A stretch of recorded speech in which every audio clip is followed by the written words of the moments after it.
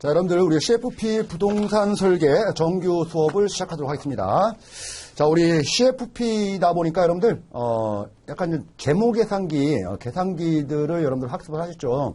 우리가 TVM, 우리가 계산기를 활용을 해서 각 과목들, 모든 과목들의 계산 문제, 사례 문제까지도 여러분들 다 학습을 해야 되다 보니까 우리가 공부의 그 어려움이 상당히 큽니다. 그리고 단순하게 암기해서 식을 암기해서 푸는 것들도 뭐 당연히 해야 되겠지만은 전반적으로 뭐 암기한다라고 해서 다 될 문제도 아니고 이해를 기본적으로 바탕으로 하고 접근하시면은 암기가 많이 줄어요, 여러분들. 그래서 모든 과목 다 똑같습니다. CFP 공부할 때는 전반적인 이해 수준이 일정 수준 이상 올라와야 된다라는 거예요.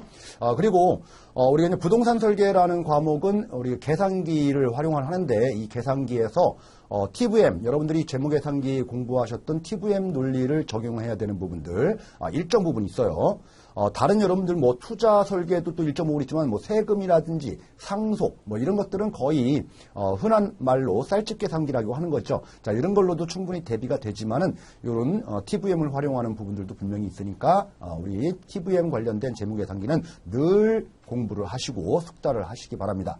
뭐 막말로 표현하면 계산기를 가지고 어떤 문제가 나와도 엎치고 매치고 뭐 뒤바꾸고 다 자유자재로 할 수 있을 정도가 되신다라고 하면은 그 다음은 뭐 지식적인 부분들 어느 정도 섭렵하면은 합격하는 데는 엄청나게 도움이 될 거다라는 거예요.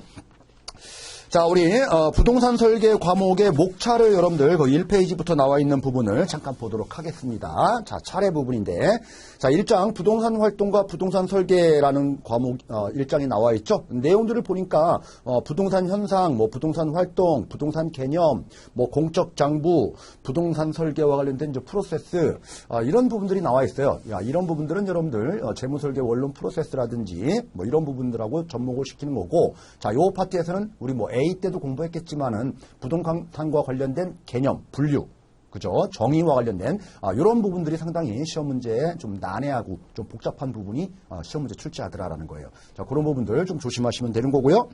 자, 다음 제2장 여러분들 부동산 설계를 위한 시장 분석이라는 게 나옵니다. 그래서 시장 분석을 어떤 식으로 할 것이냐라고 봤는데 거기 제2절 보시니까 여러분들 주거용 부동산, 상업용 부동산, 업무용, 공업용 이런 부동산의 유형들이 이렇게 구분을 했죠. 자, 그러면 내가 주거용 부동산을 뭐 투자라든지 아니면은 주거용 부동산에 관심이 있다 또는 상가 쪽에 관심이 있다라고 했을 때 어떤 입지를 선정하고 어떻게 우리는 이 대상 부동산을 선택하고 투자 또는 투자를 하고 하는 건지 그리고 이렇게 했을 때 내가 만약에 개발해서 공급하는 부동산 업자라고 하면은 어떤 식으로 이게 판로가 형성이 되는지 이런 과정들을 체계적인 절차 없이 마구잡이로 하면 안 되겠죠. 그래서 이런 기본적인 시장 분석, 즉 돈이 될 만해야지만이 투자라는 것을 하잖아요. 자, 이런 절차들을 좀 알아야 된다라는 거예요. 그리고 해당 유형에 대한 부동산의 특징들과 관련된 부분들도 알아야 된다라는 거죠. 자, 이런 부분들을 다루는 게 바로 제 2장이에요. 뭐 이런 부분들도 조금 나옵니다, 여러분들. 자, 다음 페이지 넘어가셔가지고 제3장 부동산의 가치라는 부분인데 물론 여러분들 AFTA 때 부동산의 가치평가 뭐 세 가지 접근법 있죠.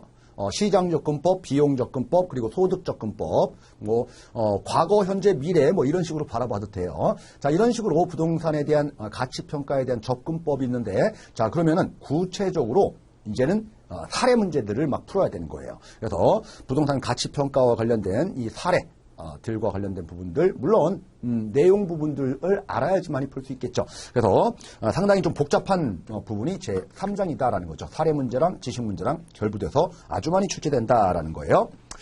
자, 다음으로 가셔가지고 우리가 우측 페이지 가서 보니까 여러분들 맨 위에 제3장에서는 전 부동산 금융이라는 것들도 나온다라는 거죠.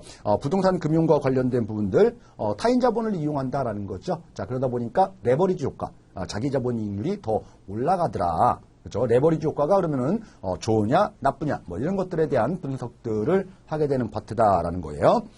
그리고 제4장 여러분들 부동산 설계 대상 유형 분석해가지고 뭐 아파트에 투자한다든지 뭐 재개발 재건축 뭐 유형별 보는 거고요.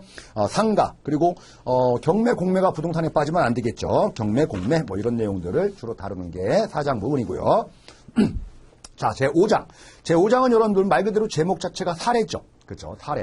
사례와 관련된 부분들 쭉 프로세스별로 이제 사례들을 접근할 건데, 제 2절 보니까 여러분들 수익형 부동산의 투자 분석 사례 해가지고 뭐 재건축, 재개발, 뭐 토지 사례 뭐 이런 것들 나와 있는데, 이 제목만 보면 안 돼요, 여러분들. 내가 부동산을 보유하고 있다라고 했을 때 이 보유 부동산을 처분할 것인지, 아니면은 리모델링 할 것인지, 아니면은 임대한 후에 5년 후에 처분할 것인지, 어떤 식의 운용 전략을 수립할 것인지, 그렇죠? 알아야 된다라는 거예요. 자, 이런 아는 것들을 단순하게 머릿속으로만 알아가지고 우리는 그런 식으로 부동산을 운용하는 게 아니라 정확한 금액, 데이터를 토대로 해서 더 부동산의 가치, 내 재산, 부가 극대화될 수 있는 그런 의사결정을 해야 되겠다라는 거죠. 따라서 계산 문제, 사례 문제 접근이 필요한 부분이죠, 여러분들. 자, 그리고 보상 문제도 이 파트에서 또 나옵니다, 여러분들. 그런 내용들이 목차에는 안 나오는 부분들, 중요한 내용들을 뒤쪽에서 제5장에서 또 다루게 된다라는 겁니다. 따라서 우리 여러분들 A 때 공부했던 거 가만히 생각을 한번 해보세요. 이제 부동산의 가치평가라는 부분들 말고는 거의 뭐 생소한 부분들이 상당히 많죠, 여러분들. 우리 A 때 공부했던 내용들, 부동산 시장의 특성, 뭐 이런 것들 안 나옵니다, 여러분들. 우리 C 쪽에서는 CFP 쪽에서는 사례 접근적 교재 편성이 돼 있다라고 보시면 되겠습니다. 자, 우리 차례대로 여러분들 알아보도록 하겠습니다. 자, 부동산 활동과 부동산 설계 제1장입니다. 자, 우리 페이지 7페이지입니다. 제1절 부동산 현상과 활동이라는 게 나와 있죠. 자, 우리 01번 부동산 현상이라는 말이에요. 부동산 현상의 의의라고 나와 있는데, 부동산 현상이란 관찰할 수 있는 부동산의 모든 관련 사실에 대한 법칙성을 말한다라는 거죠. 자, 부동산이 어떻게 지금 눈으로 비춰주는가, 부동산이라는 게 어떻게 우리들한테, 우리 개인들, 그러니까 쉽게 말해서 국민들이죠. 국민들이 바라봤을 때 부동산을 어떤 식으로 바라볼 것이냐라는 거예요. 자, 우리 과거에는 여러분들 농경사회에서는 부동산은 생산, 토지 뭐 이런 쪽으로 바라봤죠. 근데 요즘은 또 그렇게 안 바라보죠, 여러분들. 똑같은 부동산이라고 해도 이거가 돈이 가장 될 만한 가치, 건물을 줘야 되는지, 아니면은 그대로 농지로 이용을 해야 되는지, 아니면 팔아야 되는지, 부동산에 대한 바라보는 시선. 그리고 과거에는 여러분들 생계를 위한 부동산이었다라고 하면은 지금 뭐예요? 생계뿐만 아니라 투자, 재산의 축적, 더 많은 재산을 얻기 위한 그 대상으로서 부동산의 그 위치가, 위상이 좀 달라지고 있죠. 자, 이런 현상들이 세대를 거치면서 시대가 바뀌면서 계속적으로 바뀌게 되는 겁니다. 이런 것들이 바로 부동산 현상이다라는 거예요. 일정한 법칙성을 가지고 있다라는 거죠. 자, 그리고 이제 부동산의 구매력에 영향을 미치는 소득 수준, 빌딩의 수요에 영향을 미치는 기업 동향, 종업원 수의 상태, 택지 파생 수요에 영향을 미치는 주택의 수요 현황, 동향, 부동산 현상에 강력한 영향을 미치는 정부의 시책 등에 따라서 부동산 현상이 나타난다. 그렇죠? 우리 여러분들 주택만 한번 보시죠. 주택에 대해서 1세대 다주택자에 대해서 아무런 정부가 제한을 안 둬요. 자, 그렇게 되면 여러분들 돈 있는 사람들은 이 주택 가격이 오른다라고 하면은, 그쵸? 내가 뭐 한 채, 두 채가 아니고죠. 99채, 100채 다 가지고 싶어들 할 거예요. 돈 된다라고 하면은. 그런데 이제 문제는 정부에서 다주택자에 대한 재산세, 종합부동산세 중과, 다주택자가 주택을 양도했을 때는 양도소득세를 엄청나게 고율로 과세하겠다. 그렇죠? 그리고 주택을 한 주택을 넘어선 두 번째, 세 번째, 네 번째 주택을 취득했을 때는 취득세에 대해서 엄청나게 우리 고율로 취득세를 부과하겠다라는 정부 정책이 나타나게 되면 부동산, 즉 주택을 바라보는 그런 느낌이 달라지게 되는 거죠. 그렇게 부동산을 바라보는 그런 것들은 여러 가지 사회적인 그리고 정부의 정책들에 따라서 많이 바뀌게 된다라는 거죠. 영향을 받는다. 자, 이런 것들이 바로 이제 부동산 현상이다. 자, 다음 여러분들 양과로 2번 부동산 활동과 부동산 현상의 관계. 자, 이런 현상들이 발생하니까 주택이 너무 부담스러워. 주택을 가지고 있는 사람 입장에서 보게 되면은, 자, 그러다 보니까 사람들은 주택을 어떻게 해요? 사지 않죠? 사람들의 활동이에요. 그죠? 사람들은 드디어 눈으로 바라보고 생각을 하다가 액션, 행동에 옮긴다라는 거죠. 자, 이런 것들, 부동산 활동이라는 것은 부동산이 막 움직이는 게 아니에요. 부동산이 어떻게 움직입니까? 그대로 있죠. 그죠? 부동산 활동이라는 것은 사람이 그 부동산에 어떻게 움직이느냐가 바로 활동인 거죠. 그래서 여러분들 부동산 설계는 부동산에 초점을 둬서 우리는 설계하는 것이 아니라 개인의 초점을 둬서 설계를 한다라는 겁니다. 이게 바로 이제 부동산 활동과 연결된 내용이다라는 거예요. 자, 그래서 첫 번째 줄 보니까 여러분들 부동산 활동에는 우리 동태적으로 행동하는 측면도 있지만은 많은 부동산 활동으로 인해 형성되는 외면적 현상의 측면도 있다. 뭐 이런 것들 체크해 주시면 되겠고요. 자, 우리 외면적 현상은 부동산 현상과 통하는 개념이다. 자, 우리 외면적 겉으로 드러나는 부동산의 상태들, 현상. 자, 모든 부동산 활동의 종류에 의해서 부동산 매매 현상, 평가 현상, 권리 분석 현상, 관리 현상, 중개, 입지, 이용, 개발 이런 현상들이 부동산에 나타난다. 그래서 사람들이 그런 액션을 취한다. 액션이 바로 부동산 활동. 그래서 나타나는 보이는 현상들. 이게 현상. 그러니까 부동산 활동이나 부동산 현상이나 그죠? 우리 사람의 움직임에 초점을 두게 되면은 활동이라는 표현을 쓰는 거고 부동산에 그렇게 보여지게 되면은 현상이라는 표현을 쓰게 되는 거예요. 그래서 여러분들 동전의 앞뒷면과 같은 그런 내용을 지금 교재에서 지금 얘기를 하고 있죠. 이런 것들이 뭐 시험 문제에서 뭐 틀린 지문으로 구성하고 막 이렇게 힘들게 나타나는 현상 내용들은 아니다라는 거예요. 자, 넘어가겠습니다, 여러분들. 자, 우리 8페이지 가서 보니까 4번 지역적, 개별적 부동산 현상이라는 말이 나옵니다. 부동산이라는 말 그대로 부동, 움직이지 않는다. 그죠? 움직이지 않으니까 저기 지방에서 우리 부동산과 서울에 있는 부동산들은 다르잖아요. 그리고 사람들이 바라봤을 때도 그 부동산의 급이 다르죠? 급이 달라요. 급이 다르다 보니까 사람들이 거기에 뭐 매매라든지 뭐 이용이라든지 이런 거에 대한 뭐 애정, 집착, 그죠? 그리고 더 공들이고 막 이런 사람들의 활동, 액션들도 경중이 좀 달라지게 돼 있습니다. 그렇죠? 그렇기 때문에 지역적으로 지역색을 띠게 되는 거고 이게 바로 이제 지역적인 부동산 현상이다. 개별적인 부동산 현상도 마찬가지죠. 같은 서울시에 있다라고 해도 주택이냐 상가냐 아니면은 업무용 오피스 건물이냐 이거에 따라서 여러분들 달라진다라는 거예요. 그래서 우리 지역적 개별적 부동산 현상과 관련된 제목만 봐도 충분히 여러분들 이해할 수 있는 그런 것들입니다. 자, 그래서 첫 번째 지역적 부동산 현상 해가지고 쭉 나와 있는데 뭐 특별한 내용이 없으니까 넘어가는데 자, 여러분들 거기 두 번째 줄 끝에 보니까 지역적 부동산 현상에서 전이 현상이 있는데 자, 부동산 현상이 지역 상호 간에 옮겨가는 운동을 말한다 이런 말 나옵니다. 그래서 여러분들 우리나라 같은 경우에는 뭐 여기 서울 수도권이 있고요. 그렇죠? 수도권이 있고 여기 뭐 지방이 있다. 뭐 여기 세종시가 있고 여기 뭐 강원권이 있고 그렇죠? 여기 밑에 뭐 전라도권, 뭐 경상도권 쭉 있겠죠, 여러분들. 자, 그러면은 여러분들 예를 들어 가지고 여기 부분에서 뭐 분당에서 좋은 현상들이 발생해요. 뭐 랜드마크가 형성되고 뭔가에 뭐 대기업들이 반도체 공장이 뭐 입지하고 여러 가지 무슨 현상들이 많이 발생한다라고 하면 여러분들 이 현상이 여기에만 국한되나요? 아니죠. 이쪽에 뭐 공업단지가 들어서게 되면은 우리가 주거, 주택, 직원들이 살아야 되니까 이런 현상들이 주변에 이렇게 파급되게 현상들이 발생을 하는 거죠. 그리고 여러분들 이쪽 지역은 가만히 있나요? 이쪽 지역이 이렇게 많이 성장을 하다 보니까 우리도 뭔가를 하나 유치해야지. 이런 우리가 국회의원들, 그죠? 정치 활동들을 하죠. 자, 그러면 여러분들 뭐가 하게 되면은 이렇게 또 이제 성장을 하는 겁니다. 그렇죠? 이런 것들이 자꾸 이렇게 옆쪽으로 우리가 전파가 되더라라는 거예요. 이게 바로 전이현상인 거죠. 대표적으로 전이현상 여러분 그런 거 있죠. 무슨 시 하면은 뭐예요? 우리 시는 문화의 도시 이렇게 얘기합니다. 문화의 도시 하니까 옆에 도시는 아무 뭐 이름을 안 붙이면 안 되겠죠. 우리 도시는 꽃의 도시. 우리 도시는 음악의 도시, 뭐 이런 식의 서로 이제 흉내내기 똑같은 거는 안 하더라도 이런 현상들이 계속적으로 발생을 하더라라는 거예요. 그런 얘기를 지금 하고 있는 겁니다. 그게 바로 전이 현상이다. 자, 전이 현상의 유형은 확대 현상과 수축 현상이 있으며 확대 현상은 어떤 부동산 현상이 발생한 지역에서 다른 지역에 을 향해서 급격히 또는 서서히 이동하는 현상. 똑같은 것들이 넘어가는 것들, 이거가 이제 확대 현상이라고 하는 거고, 수축 현상이라는 것은 부동산 현상이 광역적으로 확대된 후에 그 지역적 규모가 점점 우리가 줄어드는 거. 전국적으로 이렇게 하다 보니까 별로 의미가 없어. 그렇죠? 그러다 보니까 특정 지역에서만 그냥 하는 거. 이렇게 전 광역시에서 광역권에서 점점 축소되는 형태. 이게 바로 이제 수축 현상 뭐 이렇게 얘기를 하는 거죠. 뭐 전이 현상 뭐 충분히 여러분들 이해를 하시겠죠. 자, 다음 2번 개별적 부동산 현상과 관련된 부분 보겠습니다. 개별적 부동산 현상은 여러분들 부동산에서 개별성의 특성이 있어서 개별적으로 어떤 부동산인가에 따라서 그 현상에도 다양한 차이가 있다.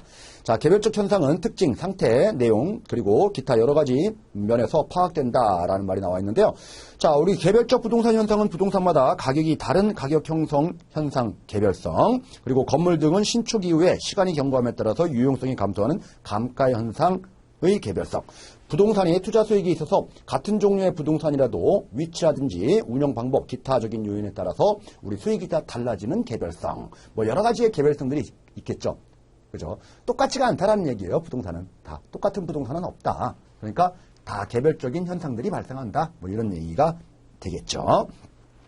자, 여기서 여러분들 좀 보셔야 될 부분들은 전이 현상 정도만 좀 체크하셔도 될 것 같아요. 나머지 부분들은 뭐 특별한 게 없다.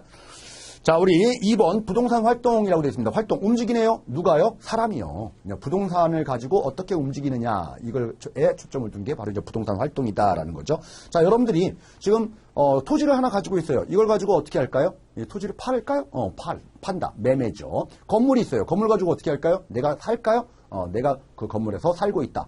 그거죠. 아니면 이 건물에 대해서 임대 놓을까요? 그렇죠. 임대 놓는 거. 아니면 건물이 낡았으면 리모델링 할까요? 그렇죠. 이런 사람의 움직임, 사람의 입김이 바로 이제 부동산 활동이다라는 거예요.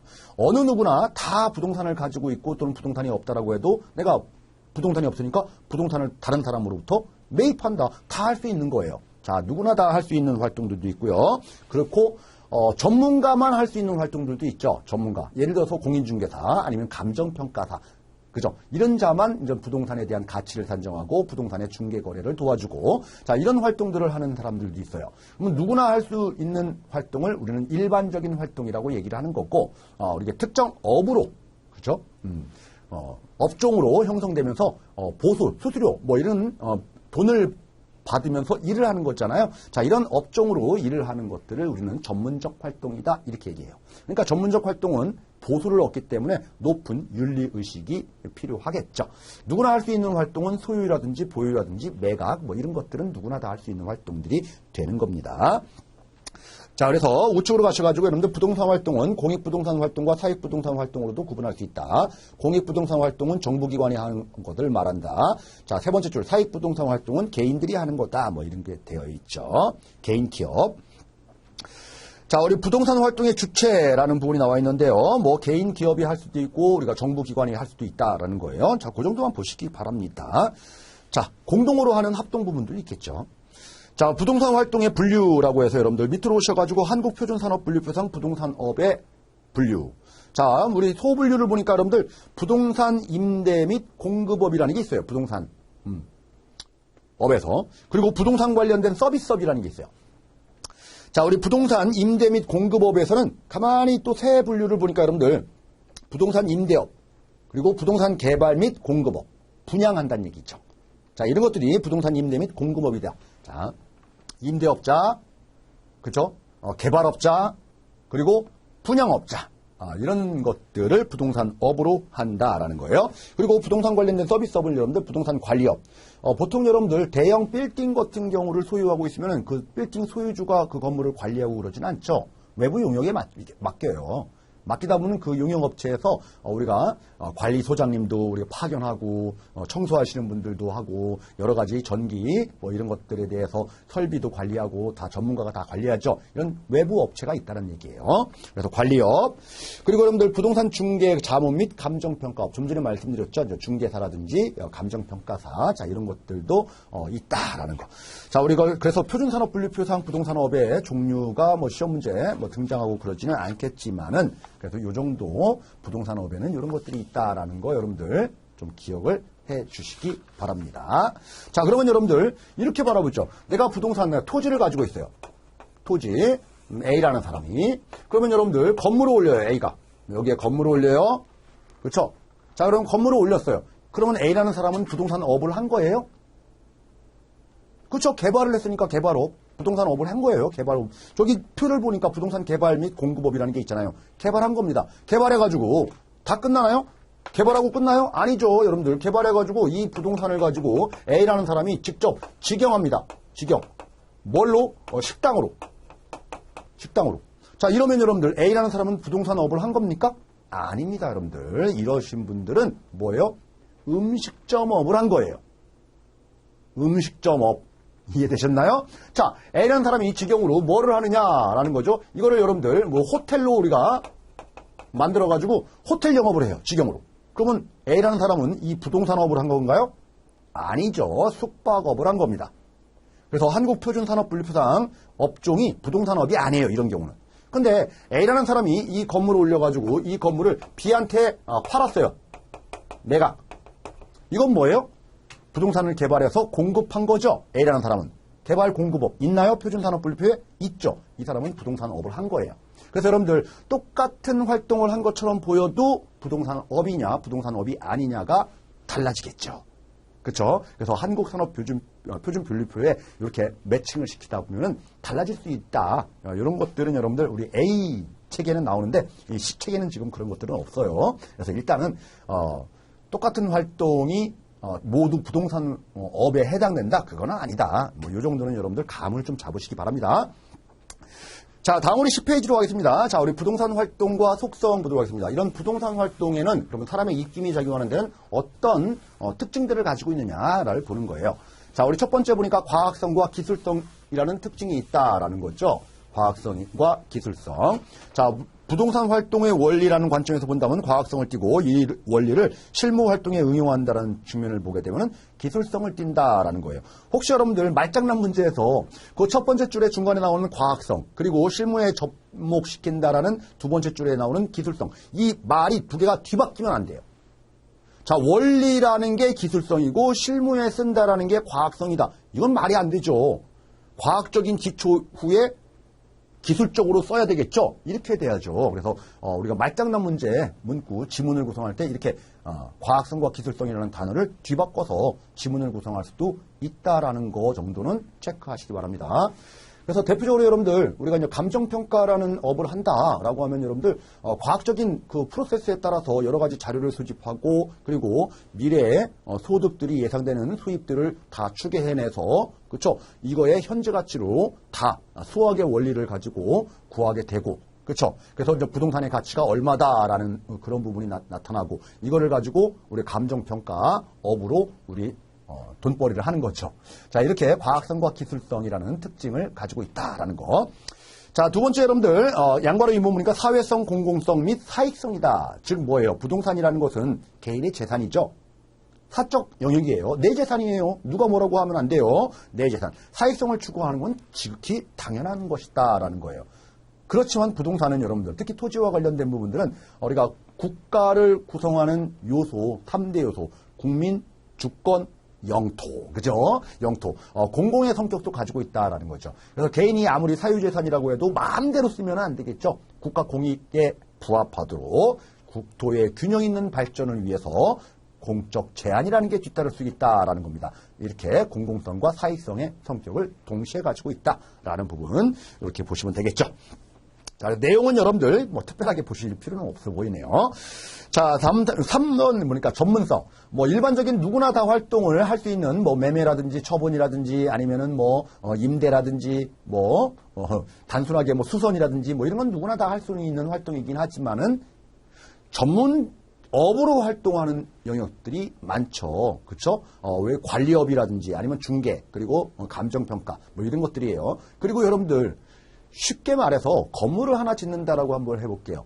벽을 하나 쌓는다. 여러분들이 쌓을 수 있나요?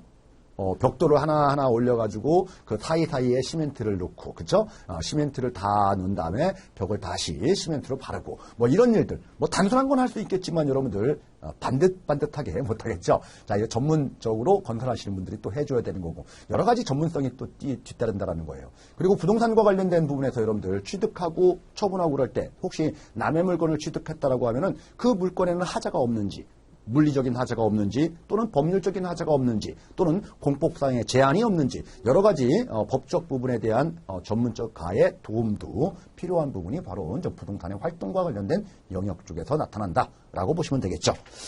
자, 다음 여러분들 윤리성이라는 말이 나옵니다. 부동산 활동에서 여러분들 좀 전에도 말씀드렸듯이 돈벌이 수단으로 업으로 활동하시는 분들은 돈을 번다라는 그런 개념 하에는 무조건 윤리성이 뒤따르게 되어 있는 거죠. 그래서 높은 윤리성이 필요하다라는 거예요. 그리고 여러분들 아무리 개인이 그쵸? 개인이 부동산을 가지고 내 맘대로 할 수 있는 영역이라고 해도 주변, 즉 부동산은 여러분들 움직이지가 않죠. 그리고 옆에 있는 타인의 토지와 붙어 있죠. 떨어져 있지가 않아요. 부동산이라는 것은. 토지가 이렇게 있으면은, 내 토지가 여기까지다라고 하면은 여러분들, B라는 사람의 토지는 여기죠. 이게 지금, 여기에 떨어져 있나요? 다 붙어 있어요. 연접성이라고 합니다. 그렇죠? 연접성. 그래서 연접성, 외부에 영향을 미칠 수가 있기 때문에, 그렇죠? 내 땅 위에 내 맘대로 하겠다라고 해서, 그렇죠? 오염시키고, 그래서 냄새 막 나게 하고, 이러면 안 됩니다. 그죠? 그렇죠? 비윤리적인 행위를 하면 안 된다라는 거예요. 자, 다음 5번 보니까 이제 정보활동이라는 게 필요하죠. 부동산 시장이라고 하는 것은 여러분들 완전 경쟁 시장이 아니고 불완전 경쟁 시장이다라고 다들 알고 계시죠. 정보의 비대칭성 그거예요. 부동산 거래에는 다수의 참여자들이 매도자가 오는 게 아니라 그죠? 부동산은 물건 하나밖에 없어요. 그러니까 매도자는 한 명인 거예요. 매수자는 많아야 두세 명이에요. 자, 이런 사람들 간에 흥정을 하죠. 흥정. 그러다 보니까 여러 사람들은 얼마의 가격이 흥정되는지 그 정보를 알지 못해요. 정보의 비대칭성, 즉 은밀성이 뒤따르는 그런 시장이 바로 부동산 시장이다. 따라서 부동산 시장과 관련된 부분들, 내 물건을 만약에 토지를 구매한다, 아니면 내 가지고 있는 건물을 판다, 이런 활동을 할 때 적정한 시세, 어느 정도 금액으로 받아야 되는지 여러 가지, 그렇죠? 그리고 뭔가에 문제가 없는지 있는지 이런 것들에 대한 정보들을 다 수집을 해야 돼요. 그러니까 정보활동이라는 게 필요하다라는 겁니다. 자, 다음 6번 대인 활동과 대물 활동. 그쵸, 여러분들? 사람과의 관계니까 사람들 만나가지고 대인 활동들을 하게 되는 거고, 그리고 부동산을 가지고 우리는 부동산에 입김을 넣는 거니까, 그죠? 대물 활동도 당연히 뒤따르게 되는 거죠.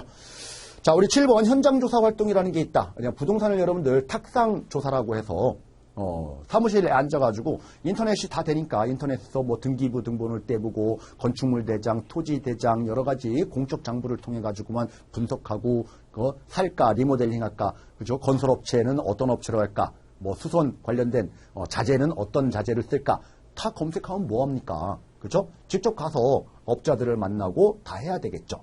그리고 공적 정보에 나타나지 않는 그런 사항들도 많잖아요. 자, 그런 부분들은 현장 답사를 통해 가지고 우리는 확인을 해야 된다라는 겁니다. 자, 복합 개념이다라는 거예요. 자, 부동산을 3차원적인 공간으로 이해하고 그 공간을 대상으로 부동산 활동을 전개하며 일련의 부동산 활동에 있어서의 사고방식은 기술, 법률, 경제적 측면이 합쳐진 복합 개념으로 반다라는 거죠. 부동산이라고 하는 것은 여러분들 복합 개념의 부동산이다. 뭐 이런 얘기도 합니다. 그래서 부동산을 바라봤을 때 부동산은 물리적으로, 기술적으로 눈으로 봤을 때 뭐 위치라든지 형태라든지 모양이라든지 방향이라든지 뭐 이런 것들을 보게 되는 거죠. 이거 한마디로 표현하면 입지라고 얘기들 많이 하죠. 입지. 자, 이렇게 기술적으로 바라볼 수도 있겠지만 여러분들 어떤 사람들은 부동산을 가지고 있으면은 거기에서 아무것도 안 해도 왠지 내가 부자가 된 거예요. 그렇죠? 부동산을 바라보는 시선이 나의 재산이다, 나의 부다. 또는 뭐 사업하시는 분들, 공장하시는 분들은 내 공장 부지로서의 생산 요소이다, 원가이다. 이렇게도 바라볼 수가 있는 거죠. 즉 경제적 의미로 부동산을 바라볼 수도 있다. 그리고 부동산에 대해서는 권리라는 게 중요하죠, 여러분들. 부동산 소유권, 그죠? 이 부동산이라고 하는 것은 토지와 건물을 말하는 거고, 이 토지의 소유권이라고 하는 것은 토지의 지표면에만 미치는 게 아니라 일정한 정당한 이익이 미치는 하에 미친다. 자, 이런 내용들은 민법에 규정되어 있어요. 그래서 법률적으로 부동산의 정의를 내려볼 수도 있다. 그래서 부동산에 대한 개념들을 파악할 때 한쪽으로 바라보는 게 아니라 다각도로 우리는 해석하는 이 복합적인 개념의 부동산의 영역들을 얘기를 한다라는 겁니다. 자, 어려운 내용인 것처럼 보였는데 쭉 제가 여러분들한테 풀어서 좀 설명을 드린 거예요. 풀어서. 그래서 부동산 활동과 속성과 관련된 부분이 1번부터 8번까지가 있죠. 그러면 여러분들 이게 뭐 1장 부분에서만 이게 시험 문제 나온다라고 하면은 아마 이렇게 나올 거예요. 부동산 활동의 속성에 해당하는 것으로만 모두 짝지어놓은 것을 해가지고 뭐 이런 유형의 문제 있죠. 이렇게 해가지고 가나다라마바사 그죠? 짝지어놓은 것은 아니면 모두 해당되는 곳에 개수는 뭐 이런 식의 문제 이해되셨죠 뭔지? 그래서 여러분들 이걸 다 암기하고 그러는 거 아니에요. 암기하지 말라고 여러분들한테 풀어서 지금 말씀을 드리는 거예요. 충분히 사람들에서 부동산에 이런 활동들을 한다라는 걸 알고 있다라고 하면은 어떤 문제가 나오든지 물론 8번까지 우리 교재 뭐 소개는 하고 있지만 더 쓰라고 하면 더 쓸 수도 있을 거예요. 그렇죠? 자, 이렇게 여러분들 이해를 해주시기 바라고요. 자, 우리 답은 보겠습니다. 부동산 결정과 부동산 활동. 자, 우리 부동산 결정과 관련된 부분들. 자, 어떤 부동산 활동의 목적을 어떻게 달성할 것인가, 합리적인가에 관한 의사결정, 판단하는 거죠. 살까 말까, 처분할까, 그렇죠. 임대할까, 리모델링할까, 뭐 이런 결정들을 한다라는 거고요. 자, 결정의 실행이라는 거죠. 대외적으로 액션에 옮긴다. 자, 우리 다음 페이지 넘어가셔가지고 여러분들 부동산 결정의 과정이라고 돼서 항상 여러분들 목적을 설정하는 그리고 파악하는 단계가 처음인 거고 플랜 짜는 거죠. 그리고 여러분들 두 번째 자료 수집, 분석, 판단한다라는 거죠. 항상 여러분들 정보 수집 2단계죠. 자, 우리 세 번째 분석하는 것은 3단계고요. 그죠? 세 번째 행동 방안의 모색, 어떻게 할 것인지 이제 액션에 옮기는 제안. 그죠? 실행, 뭐, 이런 단계로 움직인다라는 거예요. 그래서 여러분들, 뭐, 순서대로 나열하는 문제, 뭐, 이런 것들, 요거 세 개 가지고 뭐, 출제하기에는 너무 빈약해 보이긴 하지만은, 어쨌든, 과정, 플랜 두 C, 뭐, 이런 것들 얘기들을 많이 하죠. 그래서, 일반적인 우리가 과정이다, 의사결정 과정이다, 이렇게 보시면 되겠습니다. 자, 우리 다음 여러분들 제2절. 1절은 그렇게 어려운 내용들이 없었어요. 기본적으로 여러분들, 워밍업이다, 이렇게 생각을 하시면 되겠다라는 거예요. 자, 우리 제2절 보겠습니다. 부동산의 기초 지식과 관련된 부분들. 자, 우리가 부동산의 개념이라는 부분이 나와 있는데요. 자, 우리 부동산의 개념을 여러분들 좀 전에도 말씀드렸어요. 기술적, 즉 물리적 의미에서 눈으로 보이는 부동산, 입지로 바라볼 수도 있고, 경제적, 그죠? 부, 재산, 생산 요소, 원가, 재화, 뭐 이런 식으로 소비재, 뭐 이런 식으로 바라보는 경제적 의미의 부동산도 생각해 볼 수 있다. 그런데 명확한 것은 여러분들 법률을 보는 거죠. 법률. 자, 민법 제99조 1항에서 부동산에 대한 정의를 어떻게 되느냐. 자, 우리 부동산이란 토지 및 그 정착물이다. 자, 이렇게 민법에서는 규정합니다. 99조 1항. 그러면 99조 2항은 뭐냐? 자, 제1항에서 규정한 부동산 이외의 물건을 동산이라고 한다. 이렇게 얘기를 합니다. 그러니까 민법에서는 여러분들 부동산에 대한 정의를 먼저 내리고 나머지는 동산이다. 이렇게 얘기를 하는 거예요. 그래서 혹시 여러분들 말장난이지만은 우리가 동산을 제외한 것이 부동산이다. 그 말도 맞긴 하겠지만은 법률에는 그런 말은 없어요. 부동산을 제외한 것이 동산이다. 이런 말은 있어도 동산을 먼저 정의를 안 내렸습니다. 동산에 대한 정의는 안 내렸어요. 그렇게 여러분들 이해를 해주시면 되고요. 자, 그러면 여러분들 이 정착물과 관련된 부분들은 뭐냐라는 거예요. 그럼 토지하고 건물 뭐 이런 얘기예요. 자, 그럼 정착물의 종류로는 두 가지가 있다. 토지랑 독립된 정착물이 있고요. 토지랑 합체된, 합쳐서 거래되는 거, 부합된, 그렇죠? 이런 정착물이 있는 거예요. 그래서 여러분들 혹시 토지가 있는데 거기 아스팔트, 그러니까 도로가 좀 깔려 있어요. 그럼 도로만 판매하나요? 따로 거래하나요? 아니죠. 땅 위에 여러분들 비 오면은 땅에 물이 차니까, 그쵸? 지저분하니까 거기에 우리 발판으로 해서 돌들을 쭉 깔아놨어요. 그죠? 그 돌만 빼가지고 파나요? 물론 팔 수도 있겠지만은, 그쵸? 토지 판매하면은 같이 우리 껴서 나가는 거죠. 근데 건물은 따로 판매할 수 있죠. 그거예요. 그래서 독립된 정착물과 관련된 부분들은 건물이 여기에 해당된다. 그리고 또 하나는 여러분들 토지에 정착되어 있는 정착물로서 우리 이제 미분리 과실이라는 거 있죠. 사과나무에 사과가 열렸어요. 사과만 따로 판매할 수 있나요? 그렇죠. 농작물 따로 판매할 수 있나요? 그렇죠. 다음 여러분들 우리가 이제 명인 방법을 갖춘 수목의 집단이라고 합니다. 명인 방법이라고 하는 것은 여러분들 이름표 붙여놨다는 얘기예요. 나무에. 그죠? 그런 나무에 이름표 붙여놓은 거, 그런 수목의 집단들도 따로 나무만 거래할 수 있다라는 거예요. 그 이외에 뭐 담장이라든지 교량이라든지 굴뚝, 뭐 이런 것들은 부합된 정착물이다. 이렇게 보시면 되겠습니다, 여러분들. 자, 그리고 이 토지와 관련된 부분들은 정당한 이익이 미치는 상하에 우리가 소유권의 범위가 있습니다. 물론 저기 하늘 꼭대기까지는 아니에요. 정당한 이익이 미치는 범위라고 하는 것은 뭐 몇 메타다 뭐 이렇게 규정하지는 않아요. 그리고 일반적으로 여러분들 지하 같은 경우에는 뭐 지하수 정도 파는 그 정도는 소유권의 범위에 포함되지만 한참 파다 보면 여러분들 뭐가 나와요? 광물 같은 거 나오죠? 미채굴 광물. 자, 이거는 여러분들 국유입니다. 개인 소유가 아니에요. 자, 우리 정착물과 관련된 부분들 이렇게 설명을 드렸고요. 자, 우리 다음 페이지 넘어가서 보겠습니다. 자, 이제 양괄호 2번이에요. 14페이지에 양괄호 2번. 광해 부동산 이런 말 나와 있어요. 그렇다는 얘기는 자, 민법 제99조 우리가 1항에서 규정한 요 부동산의 정의가 협의의 부동산이다라는 거예요. 협의의 부동산.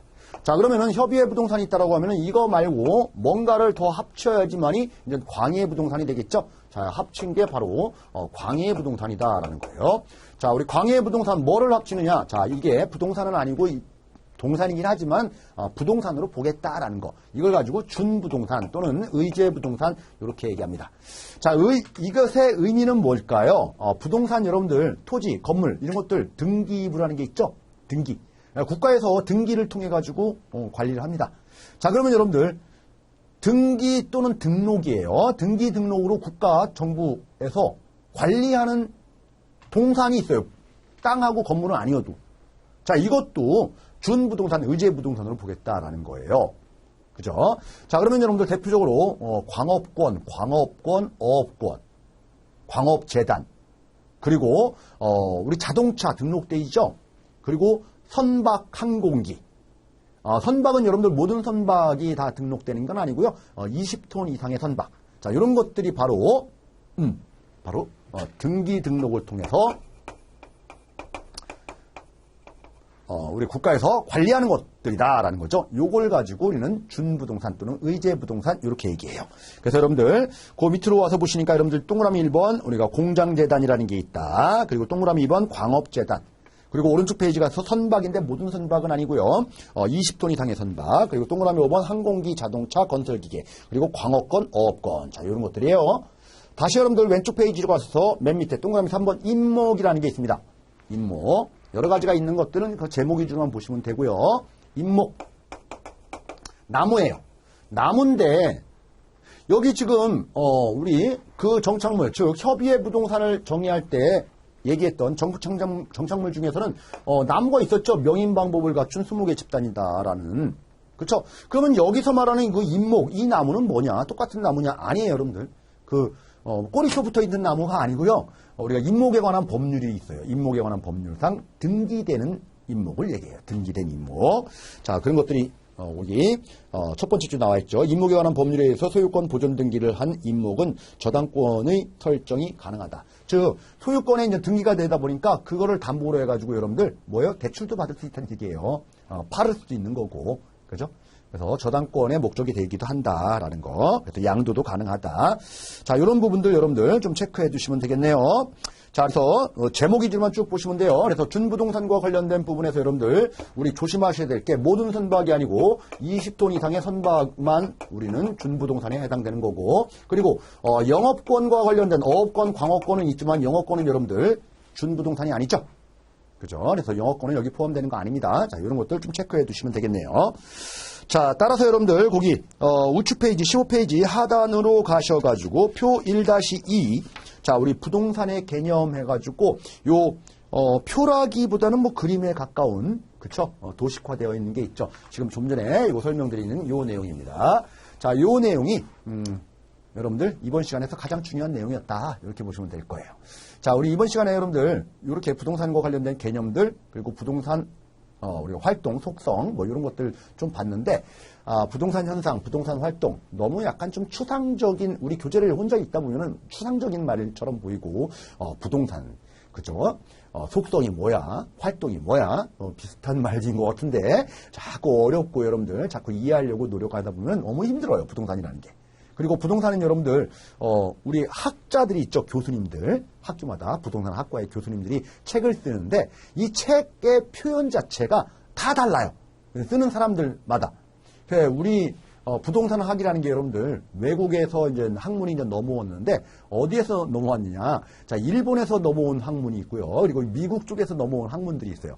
그러다 보니까 일본 쪽에서 우리가 전공하신 그런 학자님들의 표현과 미국 쪽에 정통하신 그런 학자님들의 표현 자체가 많이들 또 다릅니다, 또. 그래서 상당히 여러분들 부동산학이라는 게 우리나라에서 완전히 정립돼서 통일된 용어로 좀 사용을 하고, 그리고 누구나 알아듣기 좀 쉬운 말로 표현이 좀 됐으면 좋겠는데 그런 부분이 좀 아직은 되어 있지 않다. 그게 좀 아쉬움이 있는 거죠. 자, 어쨌든 그러다 보니까 혼자 공부하면 어려워요. 근데 알고 나면은 아무것도 아닌 그런 표현들이 많다.